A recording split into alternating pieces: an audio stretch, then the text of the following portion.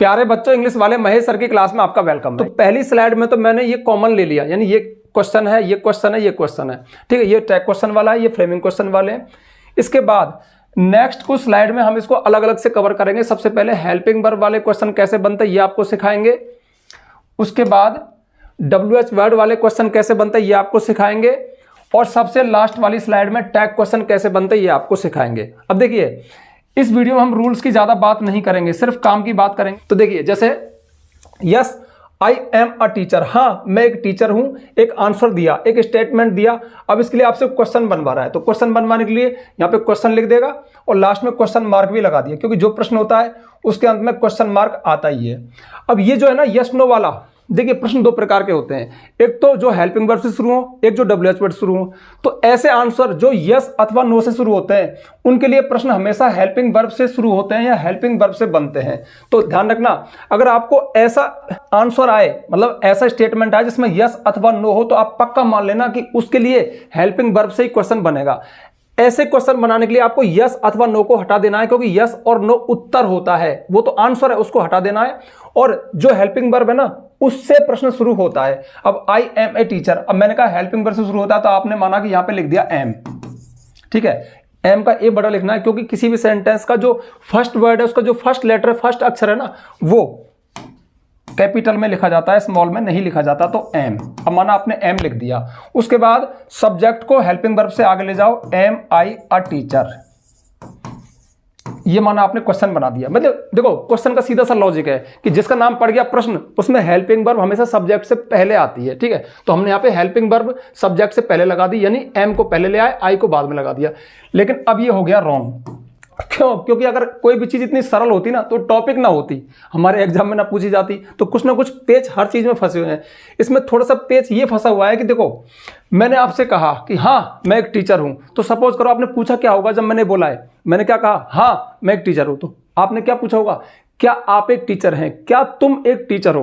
अब एक बात बताओ यार, मैं तो अपने आप को मैं कहूंगा, लेकिन आप मुझे मैं थोड़ी कहोगे, आप क्या कहोगे, तुम। तो ध्यान रखना, जो आई है ना वो यू में चेंज होता है, बस थोड़ी सी बात है। तो इसके सारे रूल्स मैं आपको आगे बता दूंगा। तो देखो, यहां पर सबसे पहले आई है ना यू में चेंज होगा, तो यू के साथ एम आता है क्या, इज एम आर सहायक क्रियाओं का एक ग्रुप है। आई के साथ एम आता है, वी यू दे के साथ आर आता है, ही सीट नेम के साथ इज आता है। तो जब आई यू में चेंज होगा तो यू के साथ एम नहीं आता, आर आता है, तो यहां पे आएगा आर। और आई यू में चेंज हो गया तो you, are you a teacher.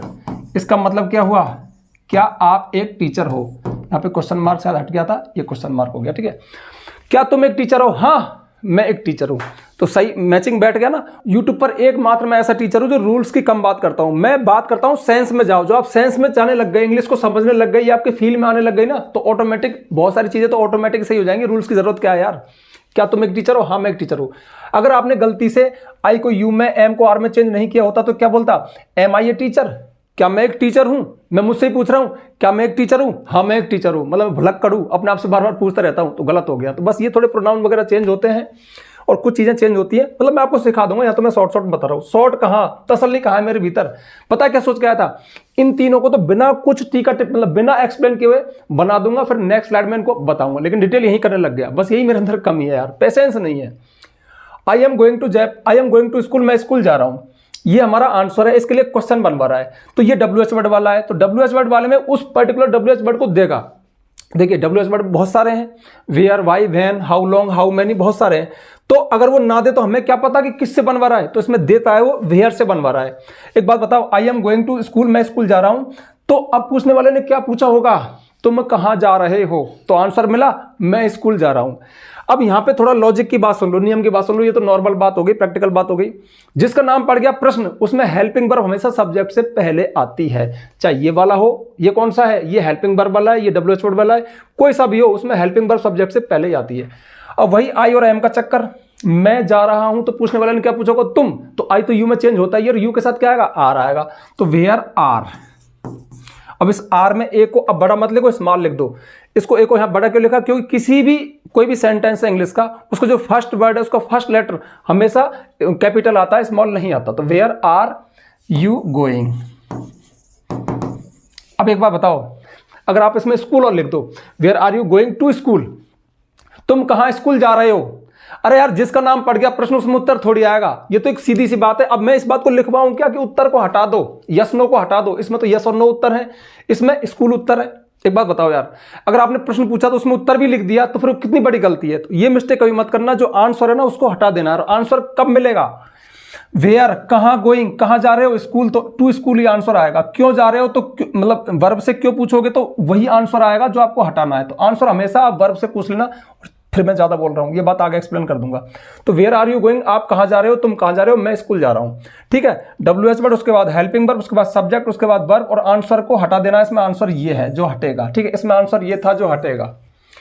और अब आता है हमारा टैग क्वेश्चन। टैग क्वेश्चन का क्वेश्चन इस तरह से आता है, सी इज अ टीचर, वह एक टीचर है, आगे एक मतलब एक लाइन होगी और क्वेश्चन मार्क लगा होगा। अब जो टैग क्वेश्चन है ना, ये छोटा सा प्रश्न होता है, इसका नाम है टैग, मतलब जुड़ा हुआ, किसी बात को टैग कर देना। और इनका एक सिंपल सा रूल है कि यदि हमारा स्टेटमेंट, जो कथन है, जो सेंटेंस है, वो पॉजिटिव है यानी अफर्मेटिव यानी सकारात्मक है तो टैग नकारात्मक बनता है, और ये अगर नेगेटिव है, नकारात्मक है, तो टैग सकारात्मक बनता है। ये बहुत सिंपल सी चीज है, इसको मैं और आगे बता दूंगा, फिलहाल आप यहां पे देख लो। सी इज अ टीचर कैसा सेंटेंस है, पॉजिटिव है, अफर्मेटिव है, तो यहां पे टैग बनेगा वो नेगेटिव। और टैग बनाने के लिए सबसे पहले हम हेल्पिंग वर्ब को उठाते हैं, तो इसको उठाया। उसके बाद में इसमें नॉट नहीं है, मतलब ये अफर्मेटिव है तो नॉट लगा दो, और नॉट हमेशा संक्षिप्त रूप में लगता है, कॉन्ट्रैक्शन में लगता है, इजंट। और उसके बाद में सब्जेक्ट को उठा के उसके पास रख दो, इजंट सी। तो देखो ये बन गया हमारा tag. She is a teacher, वह एक टीचर है, इजंट सी, क्या वह नहीं है। जो टैग क्वेश्चन है ना, इसमें हम चीजों को दुरुस्त करते हैं और पक्का करते हैं। जैसे मैं कहूं वह सब्जी का ठेला लगाता है, क्या नहीं लगाता। जैसे किसी की बात चल रही है, वह क्रिकेट खेलता है, क्या नहीं खेलता। वह सब्जी का ठेला नहीं लगाता है, क्या लगाता है। तो ये हमेशा उल्टे चलते हैं। अब देखो हम इंडिया वाले और दुरुस्त करते हैं। जैसे मैं कहूं कि रवि स्कूल जा रहा है, क्या नहीं जा रहा, मतलब और पक्का ठोक बजा के दुरुस्त कर लिया। तो ये एक दुरुस्त करने वाले क्वेश्चन है, इसलिए इनका नाम है टैग क्वेश्चन, यानी जोड़े जाने वाले प्रश्न। और सच बात तो ये कि प्रश्न होते ही नहीं है, ये तो दुरुस्त करने का काम है, किसी कथन को अनुमोदन करना टैग क्वेश्चन कहलाता है। और ये बहुत सिंपल सा स्ट्रक्चर है, जब टैग क्वेश्चन वाली स्लाइड पे जाएंगे तो और डिटेल में कर लेंगे। अब देखो पेच और बारीकी हर चीज में फंसी हुई है, मतलब इन सब में थोड़े थोड़े पेच फंसे हुए हैं। जितना इजी मैंने आपको बताया ना उतना है नहीं, मतलब डर मत जाना, बहुत ज्यादा टफ नहीं है, पर थोड़े थोड़े पेच है वो खोल देंगे। ये आ गई हमारी अगली स्लाइड, कैसे नहीं आई भाई, ये आ गई हेल्पिंग वर्ब वाले क्वेश्चन। तो जो हेल्पिंग वर्ब वाले क्वेश्चन है ना, वो ये 5 आपके सामने हैं। इनको हल करने से पहले थोड़े रूल समझ लो। रूल कुछ नहीं है, ये मैंने आपको बता भी दिया। देखो यदि आई और वी आए, जो आंसर है उसमें आई और वी आए तो वो यू में चेंज होता है। ठीक है, आई भी और वी भी यू में चेंज होता है। अगर माई और अवर आए तो वो योवर में चेंज होता है। मी अथवा अस आए तो वो यू में चेंज होता है। ये फर्स्ट पर्सन है और ये वाले सेकंड पर्सन है, तो हम कह सकते हैं कि फर्स्ट पर्सन सेकंड पर्सन में चेंज होते हैं। और अगर सेकंड पर्सन आ जाए, मैंने दोबारा से लिखा नहीं, तो उल्टा होता है। अगर यू आया तो वो आई अथवा वी में चेंज होगा, योर आया तो माई अथवा अवर में चेंज होगा, यू आया तो मी अथवा अस में चेंज होगा। ऐसा क्यों होता है, अभी मैंने आपको सिद्ध करके बता दिया कि मैं अपने आप को मैं बोलूंगा, लेकिन तुम मुझे मैं थोड़ी बोलोगे, तुम मुझे तुम बोलोगे। इस तरह से इसलिए चेंज होते हैं। इसके अलावा एक सबसे खास बात और, चलो इस बात को तो मैं एग्जाम्पल में ही बताऊंगा आपको, तभी मजा आएगा। देखो yes I can help you, हाँ मैं तुम्हारी मदद कर सकता हूं। सबसे मेन बात कि प्रश्न बनाते समय आंसर हटाया जाता है।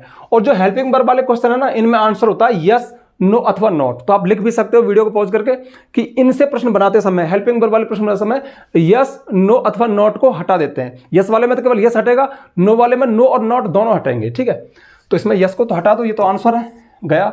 उसके बाद में कैन हेल्पिंग वर्ब इधर आया, आई किस में चेंज होगा, यू में। कैन यू हेल्प, अब देखो यू आ गया। ठीक है, तो क्या यू को हम आई में चेंज करें, नहीं। इस बात का हमेशा ध्यान रखना, अगर यू शुरू में आए तो ये फर्स्ट फॉर्म वाला है, यानी सब्जेक्टिव फॉर्म है, तो वो आई में चेंज होगा। अगर यू सेंटेंस के बीच में आए, अंत में आए, तो वो मी अथवा अस में चेंज होगा। तो कैन यू हेल्प मी, अब मी और अस का क्या चक्कर है, ये सिंगुलर और प्लूरल का चक्कर है। अब देखो can I help, I can help you, मैं तुम्हारी मदद कर सकता हूं। कैन यू हेल्प मी, क्या तुम मेरी मदद कर सकते हो। तो मी मतलब अकेले की बात है। अगर हम अस भी लिख दें तो भी सही है, क्योंकि हो सकता है कि हमारी बहुत ज्यादा लोग हों, तो इसलिए यहाँ पे छूट है कि आप इसको मी में भी चेंज कर सकते हो, अस में भी चेंज कर सकते हो। लेकिन ज्यादातर आप एक बात बताऊं, बातचीत दो व्यक्तियों के बीच ही होती है, तो आप सिंगुलर वाले लेना, यानी यू को आप मी में चेंज करना। ठीक है, यू को आप आई में चेंज करना, योर को आप माई में चेंज करना, बजाय वी अवर अस। ये प्लूरल फॉर्म है, ये बहुवचन वाले हैं, तो आप सिंगुलर में चेंज करना।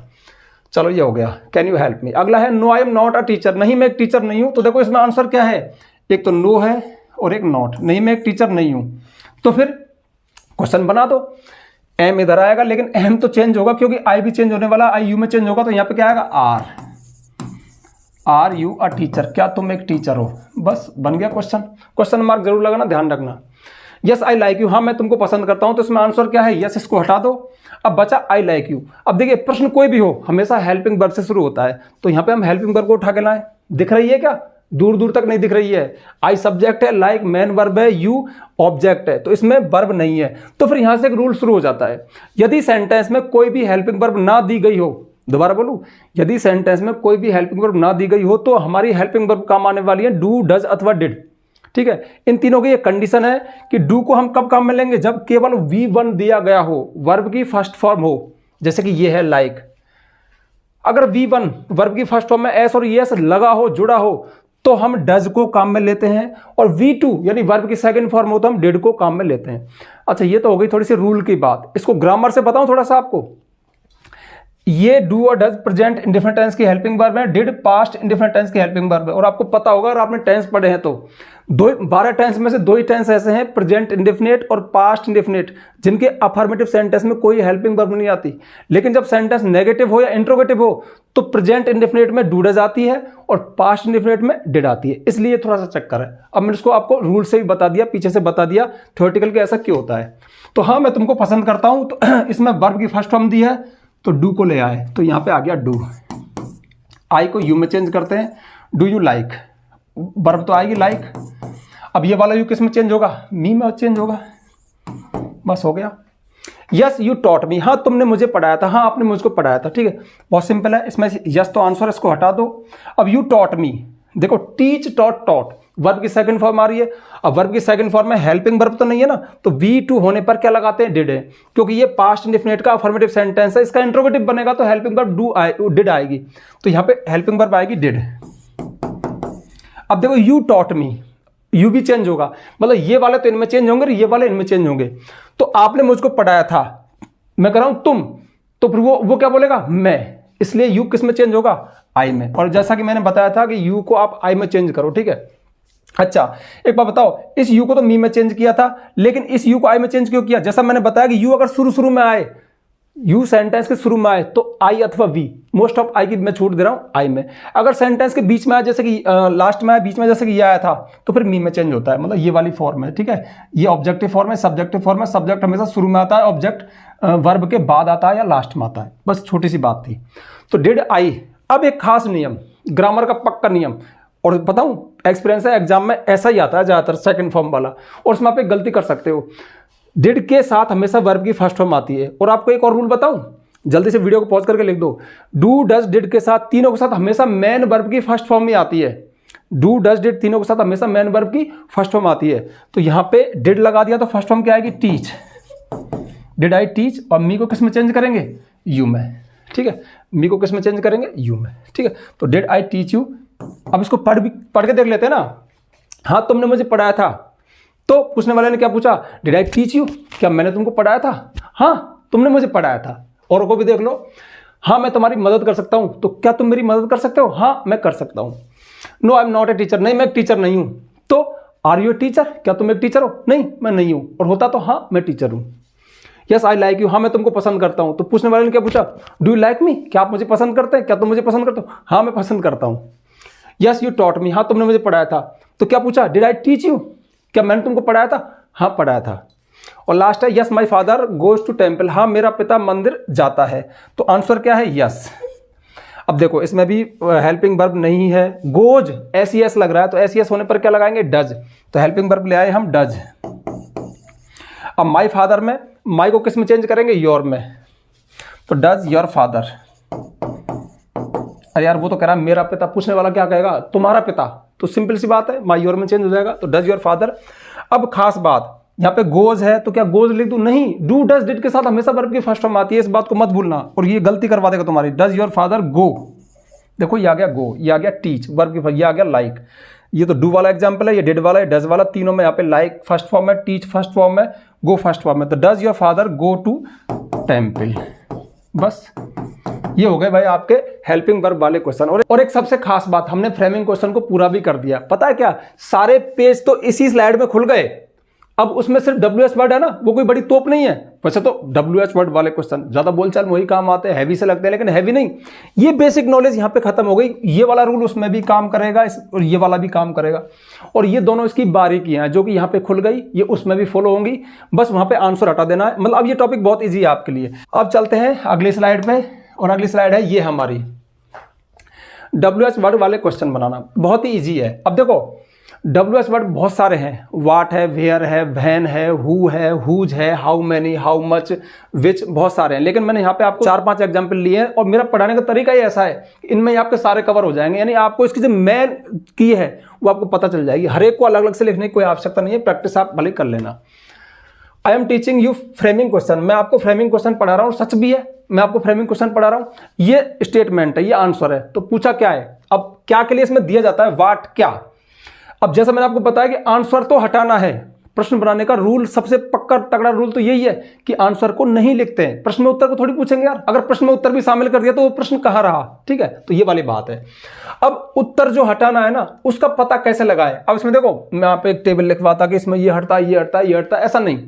अगर आप मेरे स्टूडेंट बनना चाहते हैं, लाइफ टाइम मेरे साथ जुड़े रहना चाहते हैं, कुछ सीखना चाहते हैं, तो मेरी बात हमेशा फॉलो करना। इंग्लिश के थोड़े साइंस में जाना। जो आप साइंस में चले जाते हो ना, तो आपको बहुत सारे रूल्स को याद करने की आवश्यकता नहीं होती, आप खुद पता लगा लेते हो। तो आंसर को पता लगाने का एक ही रूल है कि आप WH वर्ड को वर्ब से कनेक्ट कर दो, मतलब वर्ब से पूछ लो। जैसे I am teaching you framing question, मैं आपको फ्रेमिंग क्वेश्चन पढ़ा रहा हूँ, तो हमने पूरा पढ़ लिया। अब वाट टीचिंग, क्या पढ़ा रहा, वाट यानी WH वर्ड को इस वर्ब से कनेक्ट, क्या पढ़ा रहा, तो फ्रेमिंग क्वेश्चन पढ़ा रहा, तो इसको कर दो गोला। गोला मतलब वहां पे मत करना, मन में सोच लेना, ठीक है। ये अपना आंसर है, इसको नहीं लिखना है। बाकी सारे रूल वही हैं जो अभी किए थे। यानी सबसे पहले क्या, इसमें तो सबसे पहले WH वर्ड आता है, उसके बाद हेल्पिंग वर्ब आएगी। हेल्पिंग वर्ब क्या है, ये तो कई बार कर लिया, आर आएगा यहाँ पे, और आई किस में चेंज होगा, यू में। तो वाट आर यू टीचिंग। अब यू देखो, मैं तुमको पढ़ा रहा हूं, तो क्या मैं किसी एक व्यक्ति को पढ़ा रहा हूं। मैंने कहा था ना, मी में रास में दोनों में चेंज होता है। तो यहाँ पे आप बहुत सारे लोगों को, लाखों लोगों को पढ़ा रहा हूं, तो फिर यहाँ पे किस में बेहतर रहेगा, us. Sorry, what are you teaching us, आप हमको क्या पढ़ा रहे हो। मैं आपको फ्रेमिंग क्वेश्चन पढ़ा रहा हूं, तो यहाँ पे मैंने अस में चेंज किया। अब बहुत सारे घूम गए होंगे कि यार ये तो मी कहाँ आएगा, अस कहाँ आएगा। कोई बहुत बड़ी प्रॉब्लम नहीं है, मैं किसी एक को ही पढ़ा सकता हूँ। हो सकता है कोई एक स्टूडेंट है, मैं उसको पढ़ा रहा हूं, तो यहाँ पे मी भी चल जाएगा। इसकी वजह से आपका ये फ्रेमिंग क्वेश्चन गलत नहीं होता है। ये छोटी सी बात है, बट थोड़ा सेंस में जाओ ना यार। जब मैं एक टीचर पढ़ाता है तो एक को थोड़ी पढ़ाता है, बहुत सारे लोगों को पढ़ाता है। तो जो अस है वो प्लूरल फॉर्म है, ठीक है, बहुवचन है। अगला देखो, Ravi failed because he did not read. Ravi fail हो गया क्योंकि वह नहीं पढ़ा था। अब देखो, सबसे पहले आंसर का पता लगाना है, सारे रूल्स आप जानते ही हो। तो वाई फेल्ड, क्यों फेल हो गया, क्योंकि नहीं पढ़ा था। ये है इसमें उत्तर, मतलब रीजन, कारण ये है। तो वाई। अब देखो, और रूल सारे वही काम आएंगे। क्या हेल्पिंग वर्ब है, नहीं है, नहीं है तो फिर डू डज डिड तीनों की याद आ जाए। लेकिन फेल्ड वर्ब की सेकंड फॉर्म है तो किसकी याद आए, डिड की। तो वाई डिड। इस बात का हमेशा ध्यान रखना कि WH वर्ड के बाद हेल्पिंग वर्ब आएगी, WH वर्ड के बाद हेल्पिंग वर्ब आएगी। तुम जो गलती करोगे, क्या कर सकते हो, तुम भग के जल्दी से यहाँ पे सब्जेक्ट को लिखने की कोशिश करोगे और आपका फ्रेमिंग क्वेश्चन गलत हो जाएगा। क्योंकि जिसका नाम पड़ गया प्रश्न, उसमें हेल्पिंग वर्ब हमेशा सब्जेक्ट से पहले आती है। क्या मैं पागल हो गया हूँ इस बात को बार बार बोल रहा हूँ, ये मेरा एक्सपीरियंस बोल रहा है कि हम बहुत गला फाड़ के चिल्ला के पढ़ाते हैं बच्चों को, और बच्चे वहाँ पे झट से WH वर्ड के बाद वो सब्जेक्ट को रखते हैं और उनका गलत हो जाता है, ठीक है। तो वाई डिड। अब यहाँ पे कौन आएगा, रवि। Y did Ravi. अब डिड के साथ हमेशा वर्ब की फर्स्ट फॉर्म फेल आएगी। Why did Ravi fail. Ravi fail क्यों हो गया था, रवि फेल हो गया था क्योंकि वह नहीं पढ़ा था। I go to school at 10 AM। मैं 10 बजे स्कूल जाता हूँ। कब जाता हूँ, इसको कनेक्ट किया तो क्या उत्तर आया, 10 बजे। ये आंसर है, इसको नहीं लिखना है, शेष नियम वही है। क्या आएगा, ये WH वर्ड के बाद हेल्पिंग वर्ब। आई गो फर्स्ट फॉर्म है तो फिर डू आएगी, वैन डू। आई को यू में चेंज करो, when do you go to school, तुम स्कूल कब जाते हो। क्वेश्चन मार्क जरूर लगाना है। I have 2 sons. मेरे 2 बेटे हैं, 2 लड़के हैं, ठीक है। तो हाउ मैनी, कितने हैं, 2 हैं। अब ध्यान रखना, 3 WH वर्ड ऐसे हैं, इनके साथ थोड़ा अलग रूल है। एक तो हुज है, एक हाउ मैनी है, और एक हाउ मच है। इनके साथ जब हम प्रश्न बनाते हैं ना, तो एक नाउन इनके जस्ट बाद में आएगा, फिर हेल्पिंग वर्ब आएगी। तो हाउ मैनी, कितने, क्या, 2। अब 2 क्या चीजें, बेटे, तो यहाँ पे हाउ मैनी सन्स पहले आएगा, हाउ मैनी सन्स, ठीक है। उसके बाद में यहाँ पे हेल्पिंग वर्ब आएगी। अब हेल्पिंग वर्ब दे रखी है, क्या दे रखी है, सब है नहीं। ध्यान रखना, यहाँ पर हैव मेन वर्ब है, और जब हैव मेन वर्ब हो ना, तो इनके साथ helping verb do does he काम में आती है। ये प्रेजेंट इंडेफिनिट टेंस है, मैं 2 बेटे रखता हूँ। तो how many sons do you have, तुम कितने बेटे रखते हो, तुम्हारे कितने बेटे हैं, तो आई हैव 2 सन्स, मेरे 2 बेटे हैं। महेश सर टीचेज अस इंग्लिश, महेश सर हमें इंग्लिश पढ़ाते हैं। तो हु कौन पढ़ाता है, तो हु टीच कौन पढ़ाता है, महेश सर। तो महेश सर इसमें कौन हो गया, आंसर हो गया, इसको हटा दो। और हु वाले में तो सब्जेक्ट ही आंसर होता है, सब्जेक्ट को ही हटा जाता है। और इसमें एक छूट और है, हु वाले में एक छूट है, इस बात को आप नोट कर लेना। इसमें अगर हेल्पिंग वर्ब ना हो तो मत लगाओ, कोई आवश्यकता नहीं है तो लगा दो, मतलब जो सेंटेंस में दे रखी है तो काम में ले लो, नहीं दे रखी है तो कोई बात नहीं, वर्ब ही लिख दो भले इसमें। हु टीचेज, आज को यू में चेंज करेंगे, हु टीचेज यू इंग्लिश, आपको इंग्लिश कौन पढ़ाता है, तो इसमें आंसर हो गया महेश सर। ठीक है, अब इसमें हम हेल्पिंग वर्ब इसलिए नहीं लगाते क्योंकि हु वाले में सब्जेक्ट ही गायब है। जब सब्जेक्ट ही गायब है तो फिर इसलिए इसमें हेल्पिंग वर्ब नहीं लगाते। हु टीचेज यू इंग्लिश अगर होता, Mahesh sir is teaching us English, Mahesh sir हमको इंग्लिश पढ़ा रहे हैं, इज हेल्पिंग वर्ब है, तो who is teaching you English, तुम्हें इंग्लिश कौन पढ़ा रहा है, वो आ जाती, नहीं है तो कोई खास बात नहीं है। ठीक है, तो ये हो गए आपके WH वर्ड वाले क्वेश्चन। मैं समझता हूं कि आपको इसी से समझ में आ गया होगा, मतलब आपको मेरे को मेन चीज़ उत्तर निकालना आना चाहिए, उसका तरीका मैंने बता दिया। और सारे नियम वही है, हेल्पिंग वर्ब है तो सब्जेक्ट से पहले आती है, नहीं है तो डू डज आती है, और आई माई मी किस तरह से चेंज होते हैं मैंने आपको बता दिया। ठीक है, आप चाहो तो उसको नोट कर लो। अब लास्ट टैग क्वेश्चन और बता देता हूँ। चलो अब बढ़ते हैं टैग क्वेश्चन पे। यह है अपनी लास्ट स्लाइड। टैग क्वेश्चन मैंने बता दिया कि किसी भी कथन स्टेटमेंट के अंत में जोड़ा जाने वाला एक छोटा सा प्रश्न होता है, लेकिन प्रश्न नहीं होता, एक अनुमोदन होता है, हम दुरुस्त करते हैं बात को। और इसका सीधा सा फंडा यही है कि यदि हमारा कथन स्टेटमेंट पॉजिटिव है, अफर्मेटिव है, सकारात्मक है, तो टैग नकारात्मक बनता है। कुछ पेच हैं, कुछ बारीकियां हैं, वो खुलते खुलते खुल जाएंगी। शुरू कर देते हैं। ही इज माई फ्रेंड, क्या वह मेरा मित्र है। तो सबसे पहले इनमें हमें हेल्पिंग वर्ब की आवश्यकता पड़ती है, तो इज। उसके बाद में चूंकि कथन सकारात्मक है तो नॉट लगेगा, लेकिन नॉट हमेशा संक्षिप्त रूप कॉन्ट्रैक्शन में लगता है, तो इजंट। और सब्जेक्ट हो गया ही, इजंट ही, क्या वह नहीं है, वह मेरा मित्र है, इजंट ही, क्या वह नहीं है, और दुरुस्त कर लिया बात को। ठीक है, ये हो गया अपना टैग क्वेश्चन और ये करेक्ट है। यहाँ पे ही की जगह मोहन होता तो मोहन के लिए भी हम मोहन नहीं लिखते, ही लिखते। राधा होती तो सी लिखते। अगर विलेजर्स होता तो दे लिखते। बस ये थोड़ा सा ध्यान रखना। हाँ, कोई जानवर वस्तु होता तो फिर इट लिखते। जैसे डॉग है, डॉग से शुरू होता तो फिर हम इट लिखते। बस ये थोड़ी सी बात है, ध्यान रखना। आई एम अ टीचर, मैं एक टीचर हूँ। कैसा कथन है, अफर्मेटिव है, पॉजिटिव है, तो टैग कैसा बनेगा, नेगेटिव। तो नेगेटिव में सबसे पहले हेल्पिंग वर्ब तो चाहिए एम, और फिर नॉट, एमंट, और ये हो गया गलत। और बारीकी हो गई शुरू। हर चीज़ मैंने कह रहा हूँ आसान नहीं होती, थोड़ी थोड़ी प्रॉब्लम हर चीज़ में होती है। तो यहाँ पे मैं आपको एक रूल बता रहा हूँ। हमें यहाँ पर एम नॉट लिखने की आवश्यकता पड़ी, जो कि गलत हो गया, यानी ये चीज़ नहीं चलेगी। तो ऐसा सिर्फ 3 हेल्पिंग वर्ब के साथ होता है, जिनमें थोड़ा बदलाव होता है, वो आप सुन लो। अगर आपको एम नॉट लिखना पड़े, चलो पेन चेंज कर लेता हूँ। जैसे आपको लिखना पड़े कि एम नॉट, तो इसको एमंट मत लिखो, इसको अरंट लिखा जाता है। घबराना मत, 3 में ही है। आपको लिखना पड़े विल नॉट, तो इसको वॉन्ट लिखते हैं।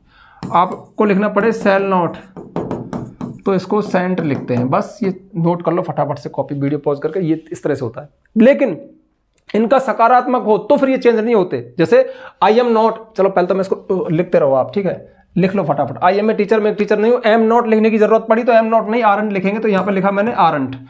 सॉरी, इसको स्मॉल में रहने दो। कुछ और भी भाग गया क्या, नहीं। आरंट आई, ये हो गया आरंट आई। ठीक है, मतलब आरंट आई। अब यहाँ पे एम नॉट होने पर हमने आरंट किया, लेकिन मेन बात मैं क्या कर रहा हूँ, आई एम नॉट ए टीचर, मैं एक टीचर नहीं हूं। तो एम नॉट आ रहा है। अब नॉट आ रहा है तो फिर टैग कैसा बनेगा, पॉजिटिव बनेगा। तो वहां पे एम आई लिखेंगे, वहां पे एम आर में नहीं बदलेगा। एम आर में तभी बदलता है जब नेगेटिव टैग आप बना रहे हो। ठीक है, जैसे आई एम नॉट ए टीचर होता है, यहाँ पे आई एम नॉट ए टीचर, तो इसका टैग क्या बनेगा, एम। अब इसमें नॉट तो है, तो नॉट है तो टैग कैसा बनेगा, पॉजिटिव। उसमें नॉट नहीं आता तो एम आई रहेगा। और ये इन दोनों के साथ भी है बात। मैं समझता हूँ आपको समझ में आ गई होगी बात। ठीक है, अब बढ़ते हैं आगे। ये आपने नोट कर लिए होंगे, करते रहना, करना हटाना पड़ेगा भाई, जगह नहीं है। ठीक है, अब बढ़ते हैं आगे। हट जा भाई। हाँ, they are not playing today, वे आज नहीं खेल रहे हैं। अब ये कथन कैसा है, नहीं खेल रहे। एक मिनट, इसको हटा दो। ओह सॉरी, अब क्या करूं, चलो ये देखते हैं, हो गया काम। They are not playing today, वे आज नहीं खेल रहे हैं। ये कथन, ये स्टेटमेंट कैसा है, नेगेटिव है, तो टैग कैसा बनेगा, पॉजिटिव बनेगा। अब नेगेटिव बने, पॉजिटिव बने, सबसे पहले हमें हेल्पिंग वर्ब चाहिए, जो कि दे रखी है आर। तो यहां पे लिख दो आर को। ठीक है, अब आर के बाद नॉट दे रखा है, तो नॉट वहां पे नहीं आएगा, डायरेक्ट सब्जेक्ट आ जाएगा आर दे। क्या वे खेल रहे हैं। रानी विल हेल्प यू, रानी तुम्हारी मदद करेगी। अब यहाँ पे देखिए विल तो आएगा ही, और विल के साथ कथन कैसा है, पॉजिटिव है तो नॉट लगाना पड़ेगा। तो जैसे आपको विल नॉट लगाने की आवश्यकता पड़े तो वो रूल याद आ जाए, विल नॉट नहीं लिखते, वॉन्ट लिखते हैं। बस ये तो छोटी सी बात थी जो आपको दिमाग में रखनी है। तो यहाँ पे क्या लिखेंगे हम, वॉन्ट। उसके बाद रानी के लिए क्या लिखेंगे, सी, वॉन्ट सी। बस हो गया। हाँ, Rani will not help you, Rani will not help you, not यहाँ पे होता तो फिर क्या लिखते हैं, विल सी, विल सी। इस बात का ध्यान रखना। सी किसके लिए लिखा मैंने, रानी के लिए। अगर कोई लड़का हो उसका नाम हो तो ही, लड़की है तो सी, ज्यादा है तो दे, जानवर वस्तु है तो it. I shall write a letter, मैं एक पत्र लिखूंगा। तो इसमें शैल नॉट लिखने की आवश्यकता पड़ रही है। शैल नॉट को क्या लिखते हैं, सेंट। तो यहां पे लिखा हमने सेंट, सेंट आई। बस हो गया काम। The boys played a match yesterday, लड़कों ने कल एक मैच खेला था। अब इसमें देखो कथन कैसा है, पॉजिटिव है। तो नेगेटिव हो पॉजिटिव हो कुछ भी हो, हमें यहाँ पे हेल्पिंग वर्ब तो चाहिए। क्या दे रखी है, नहीं दे रखी, नहीं दे रखी तो फिर वही रूल इसमें भी अप्लाई है, डू डज डिड। यहाँ पे वर्ब की कौन सी फॉर्म है, सेकंड फॉर्म है, तो क्या लगा दो, डिड लगा दो। एक पेज ये खुल गया। कथन पॉजिटिव है तो नॉट आएगा, डिडंट। और बॉयज कौन है, ज्यादा है, ज्यादा है तो कौन लिखेंगे, दे लिखेंगे। तो डिडंट दे, क्या उन्होंने नहीं खेला था। बस हो गया। आई नेवर टेल अ लाई, मैं कभी झूठ नहीं बोलता हूं। ये कैसा सेंटेंस है बताओ। आपको लग रहा होगा पॉजिटिव है, नॉट तो है नहीं, लेकिन ध्यान रखना ये नेगेटिव है, क्योंकि इसमें नेवर आ रहा है। और नेवर का अर्थ क्या होता है, कभी नहीं। अब यहां से एक पेज, एक सीक्रेट और खुलने जा रहा है। आप वीडियो को पॉज करके जो मैं बोलूँ ना उसको नोट कर लेना। तो देखो यदि आपके सेंटेंस में नो आए, नेवर आए, नथिंग आए, ठीक है, hardly, scarcely, seldom, few, little, ऐसे वर्ड आए। दोबारा से बोलूं क्या, आप नोट कर लेना। देखो नो आए, नेवर आए, नथिंग आए, नोबडी आए, hardly, scarcely, seldom, few, little, ऐसे वर्ड आए तो फिर ये नेगेटिव फीलिंग देते हैं। ये होने पर नॉट होता है, सीधी सी बात है यार, सेंटेंस नेगेटिव हो जाता है। और जब सेंटेंस नेगेटिव है तो टैग कैसा बनेगा, पॉजिटिव बनेगा, अफर्मेटिव बनेगा। तो इसमें आप क्या लिखोगे, सबसे पहले हेल्पिंग वर्ब लगाओ। इसमें तो हेल्पिंग वर्ब और नहीं दिया तो डरो क्यों, do does did. Tell first form में डू आएगी, डोंट, सॉरी मैं क्यों डोंट बोल रहा हूं, नॉट तो इसमें है तो डू आई। बस हो गया। ओपन द डोर, दरवाजा खोलो। अब देखो ये क्या है, ये इंपेरेटिव सेंटेंस है, ठीक है। दरवाजा खोलो, डोंट गो आउट, बाहर मत जाओ, डोंट प्ले, मत खेलो, कम हियर, इधर आओ, ये इंपेरेटिव सेंटेंस होते हैं। इनमें कोई आदेश दिया गया होता है, प्लीज कम हियर, कृपया इधर आओ, तो इनका फिक्स है। इस बात को भी वीडियो को पॉज करके नोट कर लेना। यदि इंपेरेटिव सेंटेंस आए टैग में तो उसका विल यू ही बनता है, मतलब सब छोड़ो और कुछ सब भूल जाओ, विल यू लिख दो, ठीक है। तो इसमें बनेगा विल यू। ऐसा क्यों होता है, देखो इसको बोल के देख लेते हैं। ओपन द डोर, दरवाजा खोलो, विल यू, क्या आप खोलोगे, विल यू, क्या आप खोलोगे, इस तरह से। तो भैया ये था आपका फ्रेमिंग क्वेश्चन, टैग क्वेश्चन। मैं समझता हूं मैंने पूरी दम लगा दी, मतलब दम क्या यार, मैंने बोला था ना शॉर्ट एंड स्वीट बताऊंगा, बता दिया। रूल्स ज्यादा लिखवाने की आवश्यकता नहीं है। कोई चीज आपको लगी हो कि हाँ यार, तो वीडियो को मतलब स्किप करके या कैसे करके पॉज करके नोट कर लेना, क्योंकि मेरा मकसद है कि ये वीडियो ओनली एग्जाम बेस्ड है। लेकिन फिर भी मुझे उम्मीद है यदि किसी बेसिक लर्नर ने इस वीडियो को खोल लिया होगा ना गलती से भी और देखता चला गया होगा तो उसको भी समझ में आ गया होगा। क्योंकि देखो एक सिस्टम है यार, जब तक आप इंग्लिश को अपनी आत्मा में नहीं बसाओगे, थोड़ा सेंटेंस को पढ़ने की कोशिश नहीं करोगे, सिर्फ रट्टा मार रूल्स पे चलोगे तो कहीं ना कहीं धोखा खा जाओगे। क्योंकि इंग्लिश एक लैंग्वेज है, इसको अपनी आत्मा में उतारो, अपनी रूह में उतारो, इसको फील किया करो, सेंटेंस को पढ़ने की कोशिश किया करो, तो ये ऑटोमेटिकली आपको समझ में आ जाएगी। जैसे ये वाला रूल है, अब ये कोई रूल की बात थोड़ी है यार। जब सेंटेंस नेगेटिव ही है, मैं कभी झूठ नहीं बोलता हूं, क्या मैं बोलता हूं, तो जब नेगेटिव ही है। अब जैसे वेरी होता है, वेरी होता है ना के बराबर, फ्यू वेरी, सॉरी वेरी नहीं, लिटिल और फ्यू, लिटिल ना के बराबर, फ्यू ना के बराबर। अभी मैंने बोल तो दिया क्योंकि वीडियो शॉर्ट बनाना था, लेकिन कोई डिटेल वीडियो बताऊंगा उसमें बताऊंगा, वो डिटेल में ना रहे। फ्यू और लिटिल, फ्यू एंड लिटिल, ये दोनों नेगेटिव फीलिंग देते हैं। फ्यू, लिटिल होता है ना के बराबर और फ्यू होता है ना के बराबर। नथिंग, कुछ नहीं, नो नहीं, नोबडी, कोई नहीं, तो सब में नेगेटिव है, मतलब नेगेटिव सेंस है। इसलिए इनका ये जब आए तो हम टैग को नेगेटिव, जब ये आए तो हम टैग को पॉजिटिव बनाते हैं। बस छोटी सी बात है, कोई बहुत बड़ी बात नहीं है, ठीक है। तो भैया ये था वीडियो। मैं समझता हूँ कि अगर आपको और कुछ नोट करना तो मैं एक बार स्लाइड और चेंज कर देता हूँ। ये वाली स्लाइड तो आपने ये करी कि नहीं, एक बार और कर लो, चलो यार, ठीक है। इसको फटाफट से नोट कर लो। इससे पहले वाली ये थी, इसमें कुछ नोट करना तो नोट कर लो। इससे पहले वाली ये थी, इसमें कुछ रूल्स वगैरह हैं, ये टेबल वगैरह आप चाहो तो इनको नोट कर सकते हो।